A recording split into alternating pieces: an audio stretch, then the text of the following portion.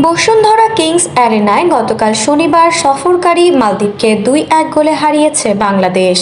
এর আগে প্রথম ম্যাচে অবশ্য জিতেছিল মালদ্বীপ, ফলে ২ ম্যাচের সিরিজ সমতা দিয়ে শেষ এলো। মুজিবুর রহমান জনির পর ইনজুরির সময় তৃতীয় মিনিটে বদলি ফুটবলার পাপন সিং জয়সূচক গোল করেন। এরপরই বছরের শেষ ম্যাচে জয়ের উৎসবে মাতে ফুটবল প্রেমীরা। আর এই ম্যাচ দেখতে গ্যালারিতে উপস্থিত ছিলেন বাংলাদেশ ক্রিকেট দলের সাবেক অধিনায়ক তামিম ইকবাল। যদিও প্রথমার্ধ শেষে তিনি মাঠ ত্যাগ করেন, সঙ্গে ছিল ছেলে আরহাম ইকবালও। মাঠ ছাড়ার আগে গণমাধ্যমকে তামিম বলেন, আমি এই প্রথম বাংলাদেশ ফুটবল দলের কোনো ম্যাচ মাঠে বসে দেখলাম। মাঠে বসে বাংলাদেশ দলের খেলা দেখতে পেরে আমি অত্যন্ত আনন্দিত।